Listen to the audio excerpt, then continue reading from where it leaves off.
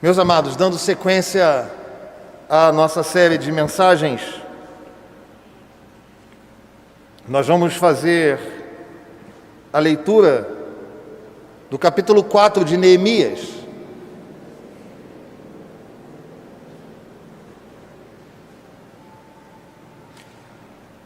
Neemias capítulo 4. Os irmãos podem permanecer sentados.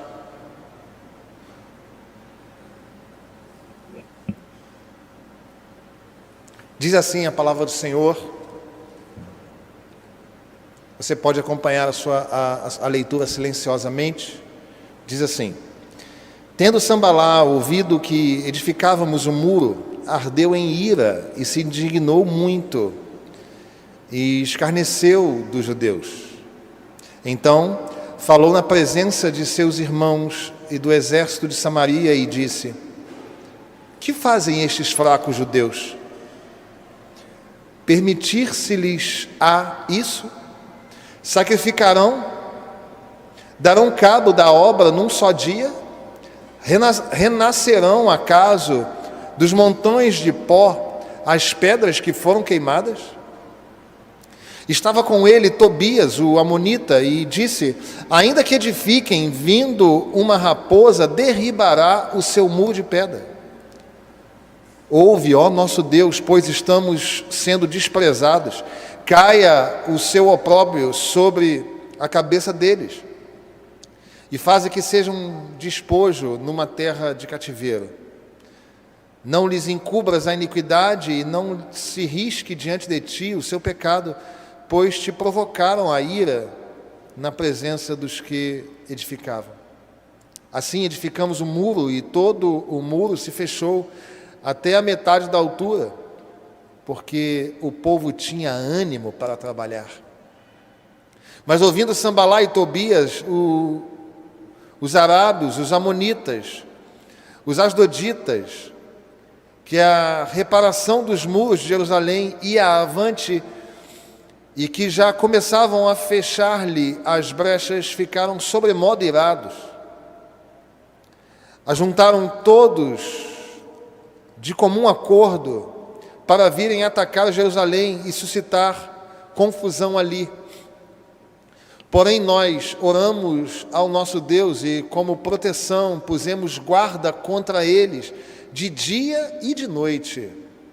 Então disse Judá: Já desfaleceram as forças dos carregadores e os escombros são muitos, de maneira que não podemos edificar o muro. Disseram, porém, os nossos inimigos: Nada saberão disto, nem verão, até que entremos no meio deles e os matemos. Assim faremos cessar a obra. Quando os judeus que habitavam na vizinhança deles 10 vezes nos disseram: De todos os lugares onde moram subirão contra nós. Então pus o povo por famílias, nos lugares baixos e abertos, por detrás do muro, com as suas espadas, e as lanças, e os arcos. Inspecionei, dispus-me, e disse aos nobres, aos magistrados e ao resto do povo: Não os temais, lembrai-vos do Senhor, grande e temível, e pelejai pelos vossos irmãos, vossos filhos, vossas filhas, vossa mulher e vossa casa.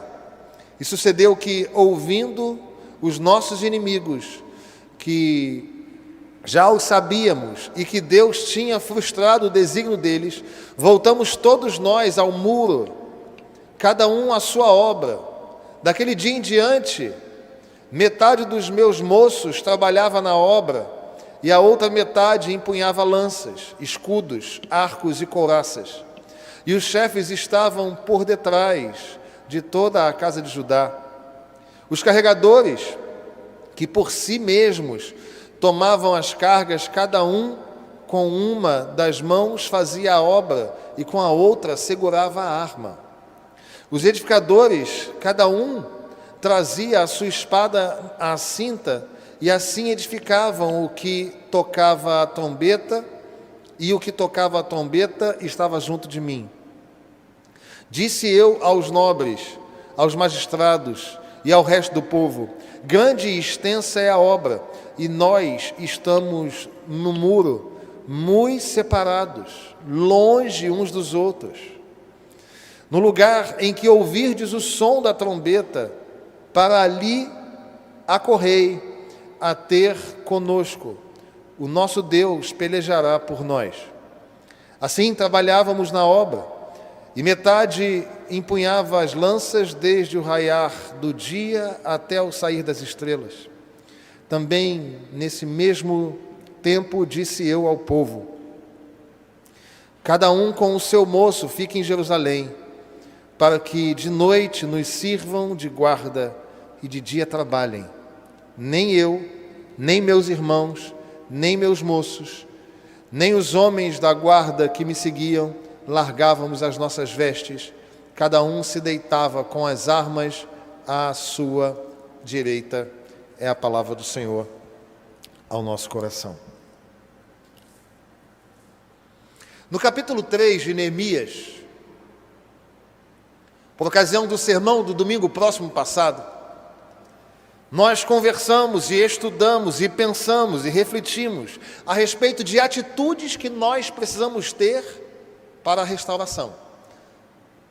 E nós falamos que é necessário que nós sejamos facilitadores, é necessário que nós sejamos agregadores, e é necessário que nós sejamos amorosos.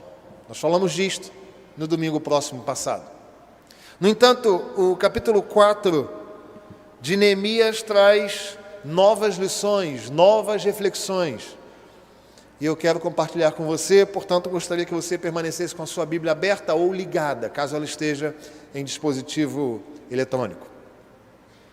Eu não sei se você conhece a noção de viagem, de avião, no que diz respeito à técnica do piloto.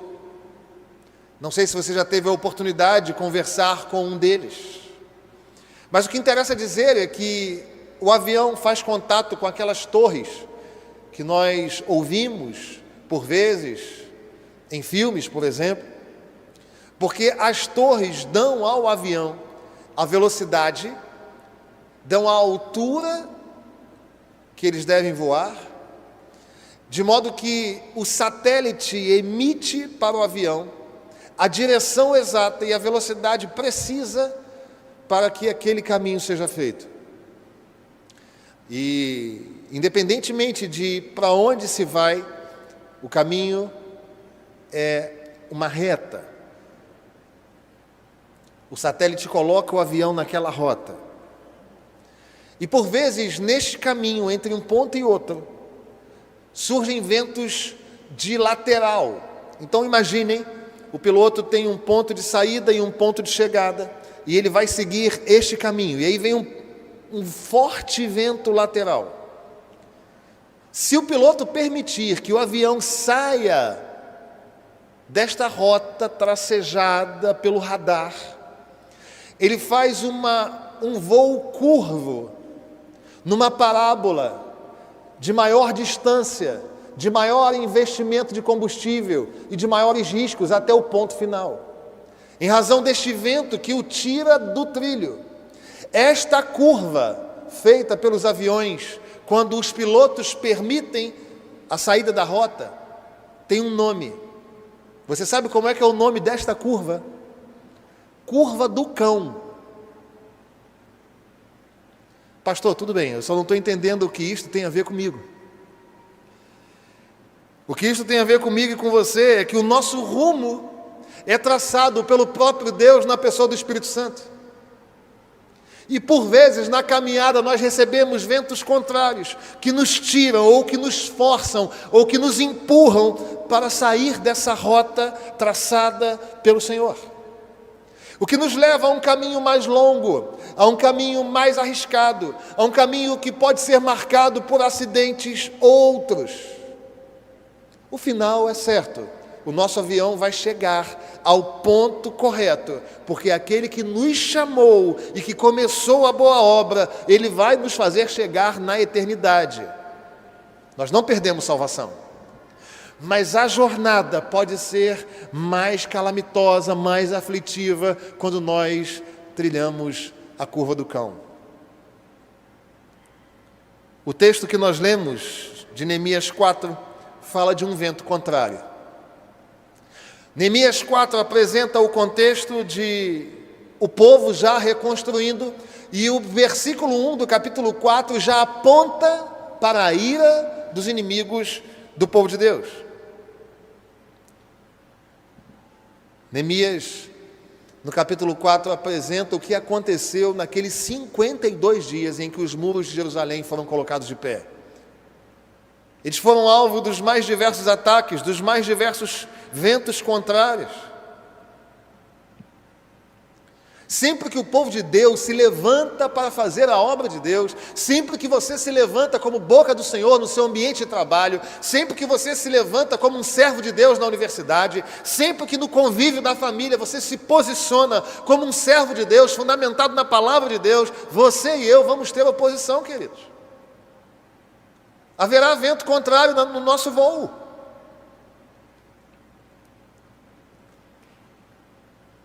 Se a igreja se levanta para testemunhar, para ser fiel a Deus, para evangelizar, para testemunhar, para ser santa, para ser adoradora do Senhor, para não ser idólatra de nada, nem de ninguém.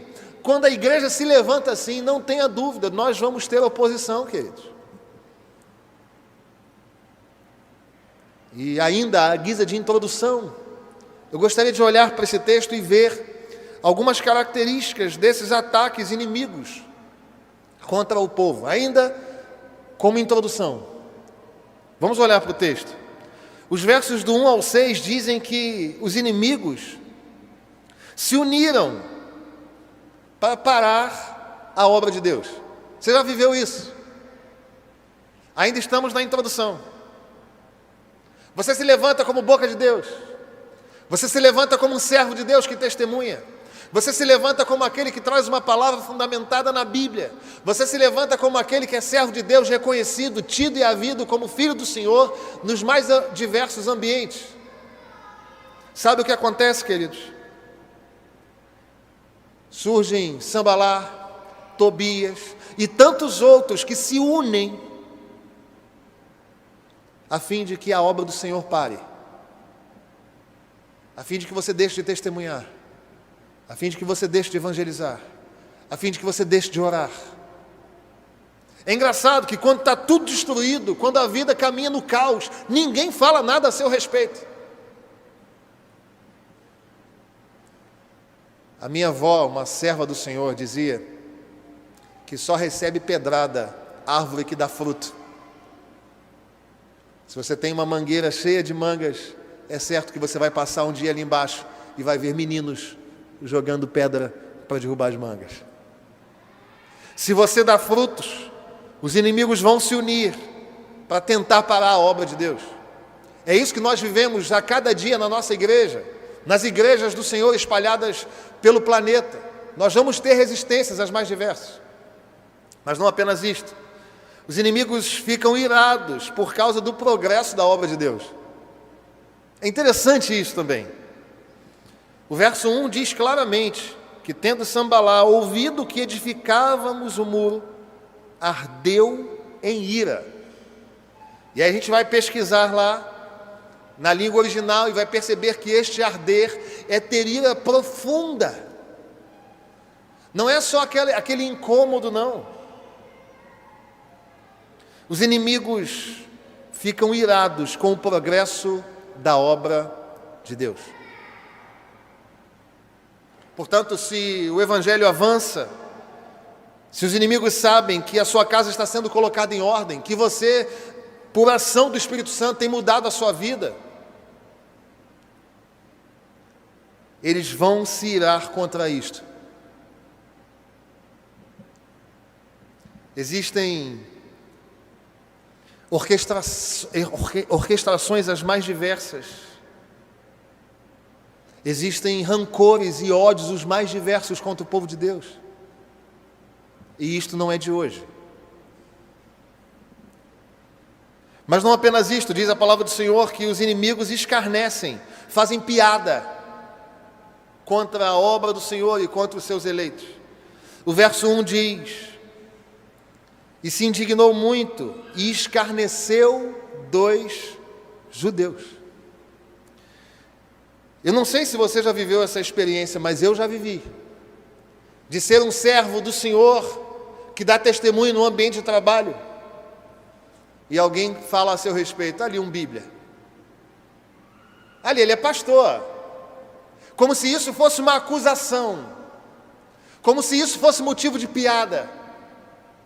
Em uma de minhas visitas no campo, eu me alegrei muito com um servo de Deus que vive fruto do seu trabalho num ambiente muito masculinizado.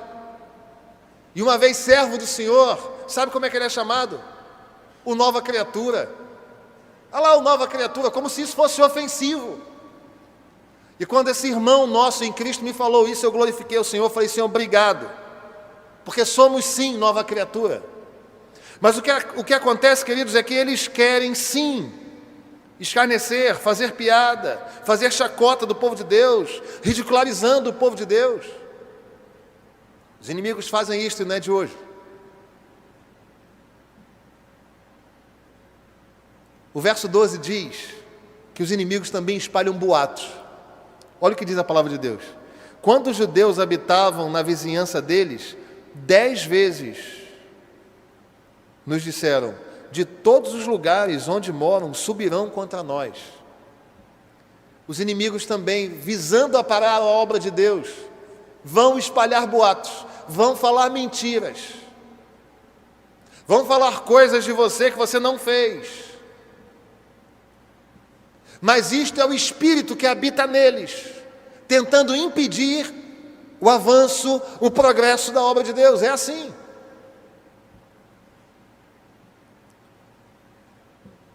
Eles soltaram os boatos: olha, vocês estão cercados, hein? Vocês não têm a menor chance de saírem desse lugar.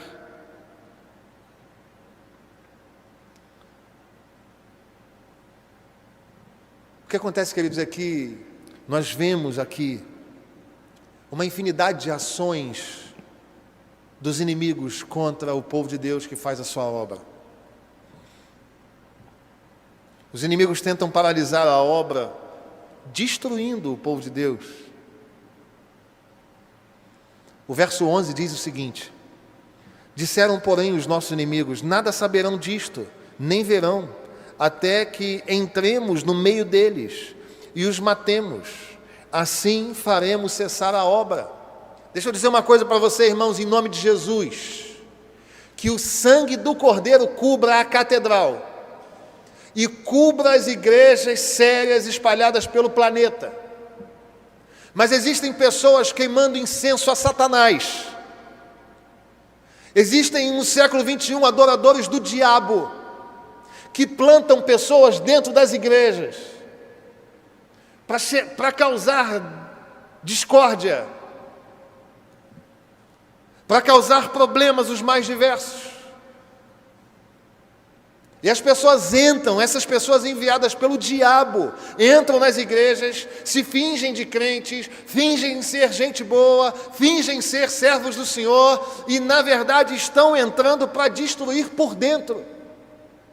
Que o sangue do Cordeiro nos cubra. Isto é verdade, irmãos, isso é século 21. Não acho que isso aconteceu só no período medieval.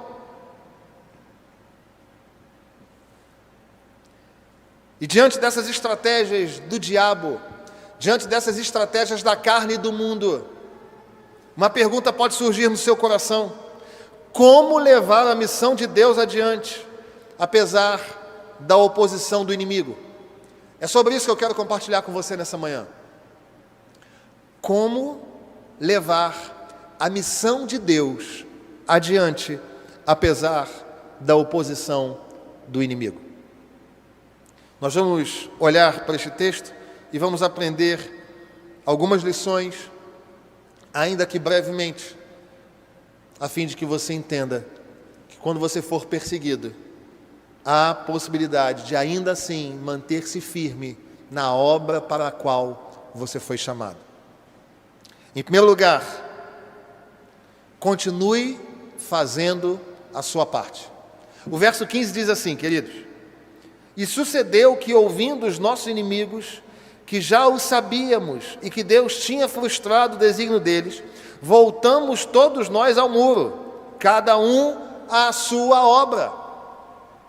Em primeiro lugar, como levar a missão de Deus adiante sob forte oposição? Em vez de ficar no seu quarto chorando, arruinado, questionando Deus: Senhor, eu estou fazendo a tua obra, estou sendo perseguido. Senhor, estou fazendo a tua obra e falaram mal de mim. Senhor, estou fazendo a sua obra e estão votando contra mim, estão articulando contra mim, estão falando mal de mim por trás. Sabe o que você tem que fazer, querido? A palavra nos ensina no verso 15: volte a fazer o que você foi chamado para fazer.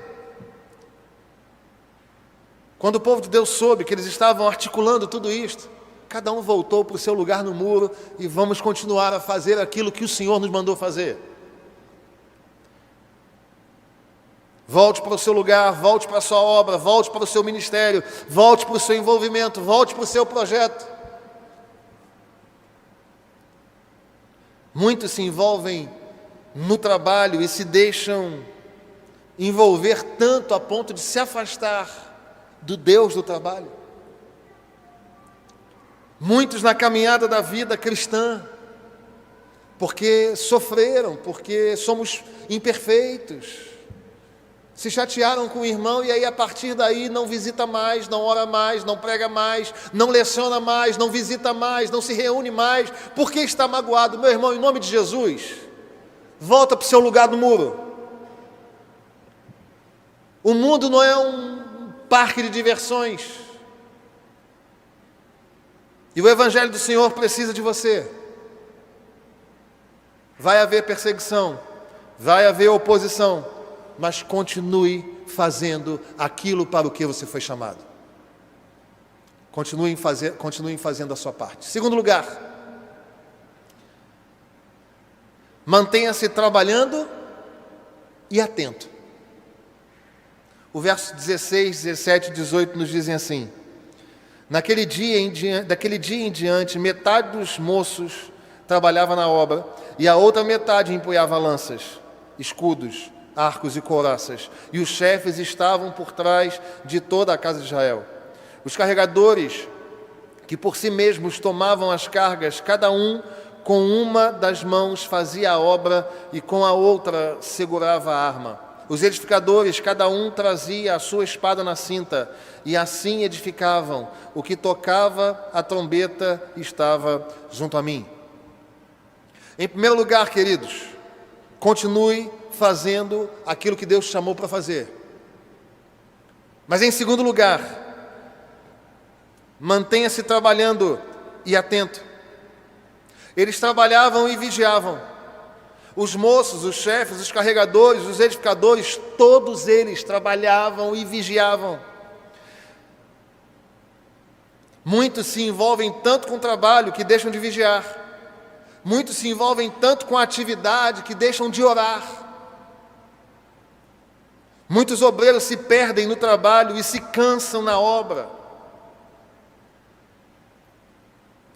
Deixa eu dizer uma coisa para você, querido. Você que é um presbiteriano como eu, que se orgulha muito das reuniões organizadas, assim como eu, que fazemos atas como ninguém, assim como eu, que tem departamentos divididos, organizados, e se alegra como eu. Não basta trabalhar, tem que vigiar. Tem que ter joelho no chão, tem que clamar ao Senhor, tem que se quebrantar diante de Deus. Às vezes nós podemos ser levados a trabalhar muito, sem estarmos atentos. O desafio nesta missão que o Senhor nos deu é: trabalhe, se envolva, lecione, visite, ore, aconselhe, cuide, zele. Mas não ache que tudo isto é um fim em si mesmo. Busque ao Senhor em oração. Em primeiro lugar, continue fazendo aquilo que você foi chamado para fazer. Em segundo lugar, mantenha-se trabalhando e atento. Em terceiro lugar, esteja sensível a um chamado de emergência. O verso 18, lá na parte B, diz assim: o que tocava a trombeta estava junto de mim. Perceba que o contexto é de pessoas que trabalhavam e vigiavam. E pode ser, queridos, que neste contexto em que se trabalha, porque a obra deve ser feita e bem feita, neste contexto em que se vigia contra os inimigos, que se tem visão, que se tem percepção contra os inimigos, diante dessas demandas, sabe o que pode acontecer? Ausência de sensibilidade. E é por essa razão que o líder desta reforma, o líder desta restauração fala: ó, você junto de mim aqui, você é o que toca a trombeta, você é o que anuncia a emergência, você que anuncia o ataque, você que anuncia a situação calamitosa, eu quero você do meu lado. Porque eu não quero apenas trabalhar e vigiar, eu quero estar atento às sensibilidades, às situações que alguém pode carecer a um grito de socorro. Se você quer levar adiante a missão que o Senhor Deus te deu, mesmo diante de ventos contrários, eu quero desafiar você, mesmo diante de tantas dificuldades, continue fazendo aquilo para o qual o Senhor te chamou. Mas em segundo lugar, esteja atento, mesmo trabalhando. Mantenha-se trabalhando e atento. Mas em terceiro lugar, esteja sensível a um chamado de emergência. Pode ser que você esteja agora aqui e haja alguém na sua família gritando por você. E você porque tem que sair para uma reunião. E você que tem que sair para uma visitação, você que tem que sair para um aconselhamento, você que tem que sair para agir na missão que Deus te deu, você que faz esta missão com zelo, porque você trabalha, mas também ora. Pode ser que haja alguém dentro da tua casa gritando socorro e você não está ouvindo.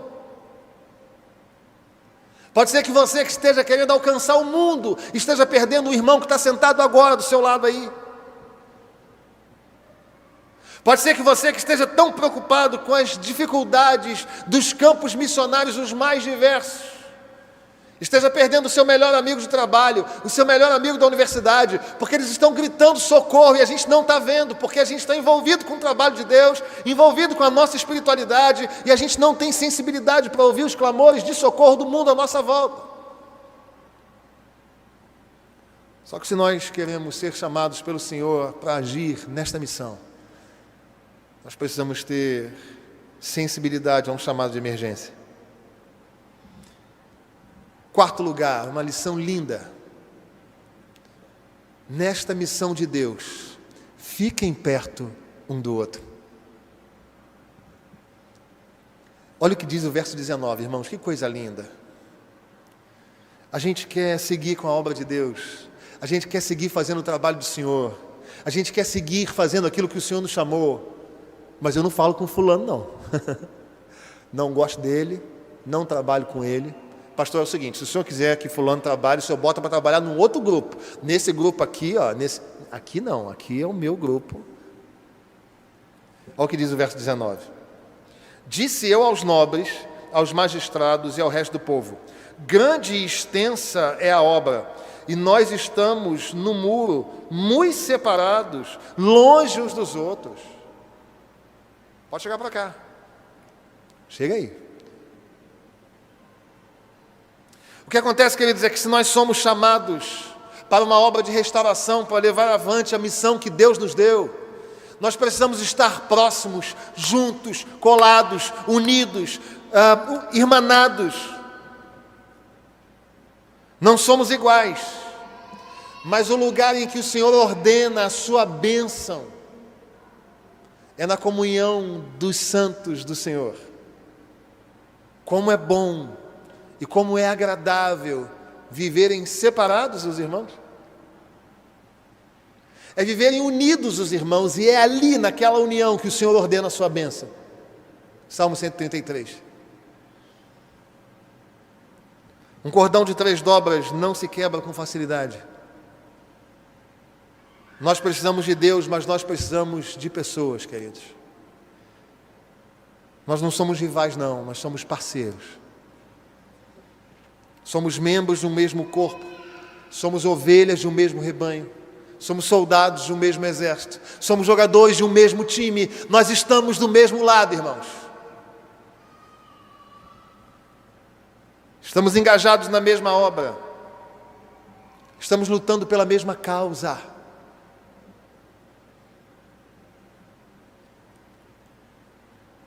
Em quinto lugar, temos quebrado os padrões presbiterianos a cada domingo, não é verdade?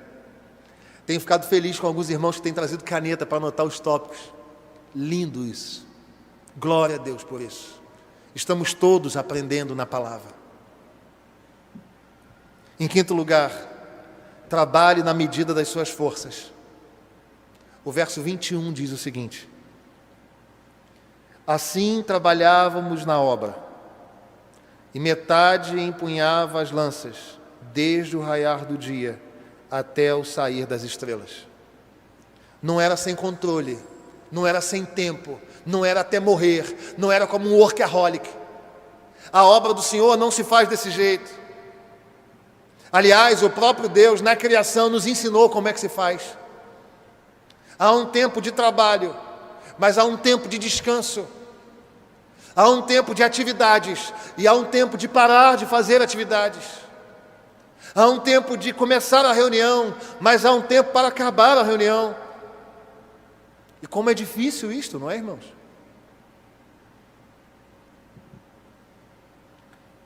O trabalho de Deus exige dedicação. O trabalho de Deus exige esforço.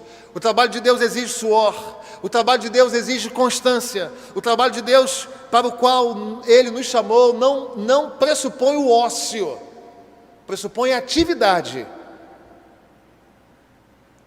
mas pressupõe também sabedoria, porque nada vale ganhar o mundo inteiro e perder a sua alma.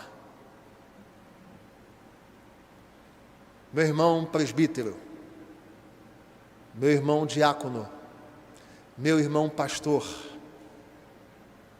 meu filho na fé que é liderança, meu irmão querido que ocupa algum cargo na sua sociedade interna, tenha um tempo para você, tenha um tempo para respirar, tenha um tempo para se refazer.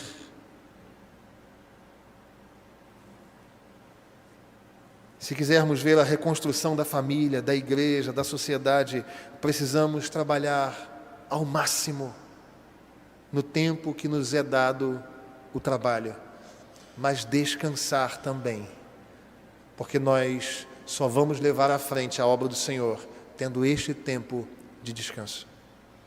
Existem pessoas que num relacionamento falam assim: não, eu vou me casar com você, quero ser feliz ao seu lado. E a pessoa: oh, glória a Deus, a gente vem aqui, celebra o casamento, é uma benção. E aí o marido sai às 6 da manhã, às vezes até antes, 5, 4. Chega já 9 horas da noite, mas ele resolveu que precisa fazer um curso, segunda, quarta e sexta, das 10 à meia-noite, porque afinal de contas há uma necessidade de melhorar a renda da família. E a esposa, por sua vez, trabalha à noite, porque ela é plantonista, e aí a hora que ele vai deitar na cama é a hora que ela está saindo. Irmão, você tem dúvida que esse nível de vida e de trabalho vai matar você? Pastor, mas isso não é espiritual, não. Isso é espiritual, sim. E cabe a mim, como seu pastor, orientar a sua vida desse jeito. Porque haverá o dia em que o Senhor das ovelhas vai me perguntar: por que você não falou disso? Especialmente os mais jovens têm sido atingidos pela cultura do workaholic. Existem empresas que já não mais recomendam um casamento, porque se você se casar, você vai ter que dar atenção ao seu cônjuge e aos seus filhos. Existe uma seita, supostamente cristã, cujos pastores têm que ser vasectomizados, porque não podem ter muitos filhos. Porque como é que dará conta de produzir dinheiro tendo família grande? Século 21, irmãos. Isso está batendo a nossa porta. Mas o Senhor fala para mim e para você: trabalhe, dê o máximo. Mas tenha tempo para você e para sua casa, descanse.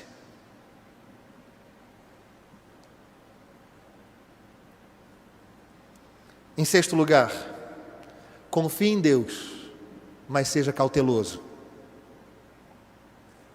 Os versos 22 e 23 dizem assim: também nesse mesmo tempo, disse eu ao povo, cada um com o seu moço, fique em Jerusalém, para que de noite nos sirvam de guarda e de dia trabalhem.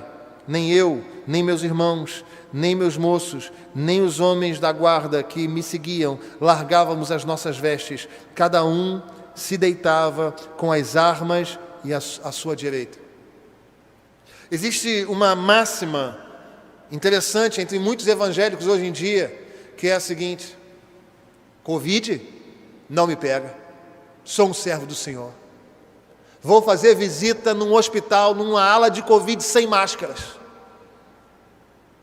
porque Deus me chamou para isso, e em nome de Jesus eu vou. E cria desse tipo de discurso uma realidade para qualquer coisa. Existe uma mulher no ambiente do trabalho que está olhando para nós com intenção impura. E sabe o que você faz? Você fica na mesma sala que ela, fechado lá, trancado lá, e diz: não, eu sou um servo de Deus. Que fé é essa? Que evangelho é esse? Que Bíblia é essa, irmão? Porque a palavra do Senhor nos orienta a confiar em Deus, mas sermos cautelosos. A fé que nos alcançou em Cristo Jesus é uma fé inteligente, não é uma fé irracional. Então, se você tem que conviver com uma pessoa que tem intenção impura, se afaste ao máximo, clame ao Senhor pela sua vida, fale de Jesus para essa pessoa, fale de sua família para esta pessoa. Se o Senhor plantar no seu coração a necessidade de visitar uma ala de Covid, vá, mas tenha todas as precauções alusivas a esta enfermidade desse tempo. O que quero dizer, meu irmão e minha irmã, é que da mesma forma como Neemias falou: não vão para longe daqui, fiquem aqui, durmam vestidos, durmam com a arma ao lado. Neemias não falou assim: podem ficar tranquilos, os nossos inimigos serão mortos pelo Senhor. Dormamos, deixemos as armas onde quer que elas fiquem. Não, querido. Por vezes a postura da fé tem sido uma postura irracional, irmãos.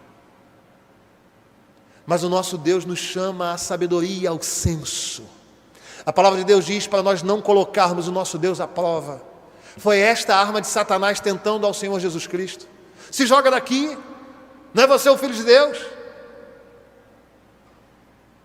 E o Senhor disse: está escrito, Satanás, não tentarás ao Senhor teu Deus. Na obra do Senhor, confie em Deus, mas seja cauteloso. E por fim, aprendi no seminário, nas lições de homilética, que os sermões podem ter de 2 a 7 pontos. O ideal é que sejam 3. Então eu estou segundo o que aprendi na academia. 7 pontos. O último ponto: empunhe as armas de combate, mas saiba que a vitória vem do Senhor. O verso 20 diz assim: no lugar em que ouvirdes o som da trombeta, para ali acorrei a ter conosco, o nosso Deus pelejará por nós. Não é lindo perceber como uma fé estável, uma fé sábia, uma intimidade com Deus correta, faz desse homem alguém que orienta a fazer a sua parte, mesmo contrário às oposições, que orienta ao povo a manter-se trabalhando e atento. que orienta a que as pessoas sejam sensíveis aos chamados de socorro, que orienta o povo a ficar perto um do outro, que orienta o povo a trabalhar na medida das suas forças, e que manda o povo ser cauteloso, sim. Este homem tinha certeza de que, apesar de fazer aquilo que eles tinham que fazer, e de obedecerem ao chamado de Deus, e fazerem da forma correta, ele sabia quem dava vitória. Ele sabia que, ao final de tudo, quem ia pelejar pelo povo não era o próprio povo. Ele sabia que, mesmo dormindo com armas ao lado, quem ia empunhar a espada era o próprio Deus. Meu irmão, em nome de Jesus, deixa eu dizer uma coisa para você. Você está num voo, e você está recebendo vento contrário. Não sai da sua linha, da linha que o Espírito Santo colocou você, não. Não vá para a curva do cão. Mantenha-se firme.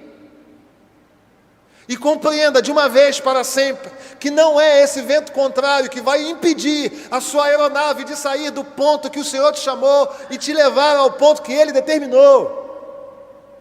Porque é Ele que vai te dar a vitória. É Ele que vai abençoar a sua vida.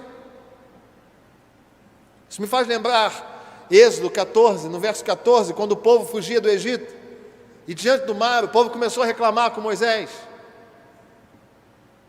E Moisés traz uma palavra linda ao seu povo, dizendo: o Senhor pelejará por vós, e vós vos calareis.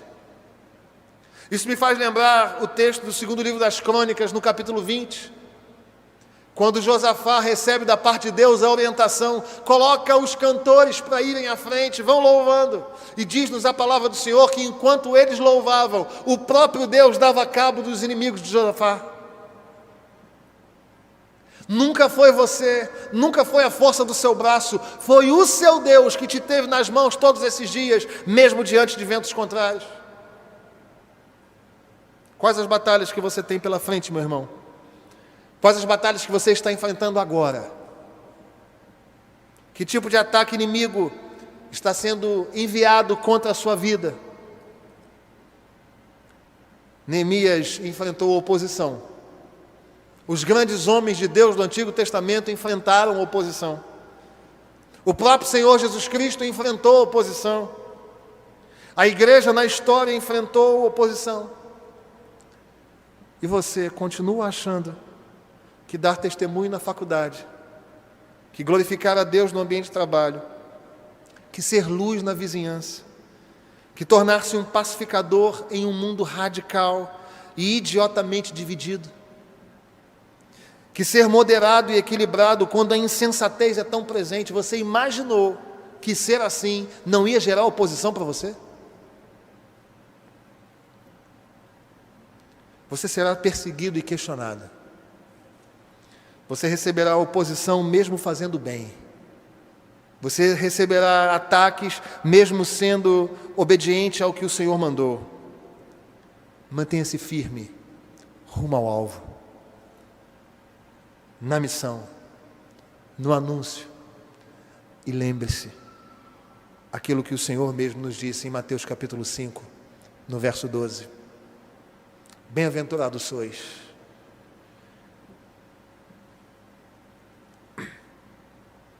quando vos injuriarem e vos perseguirem, e mentindo disserem todo mal contra vós.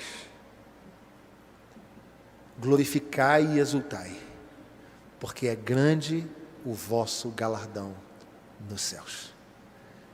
Que esta palavra alente o seu coração. O final da história, queridos, não é disputa. O final da história é vitória. Nós sabemos o último capítulo deste livro.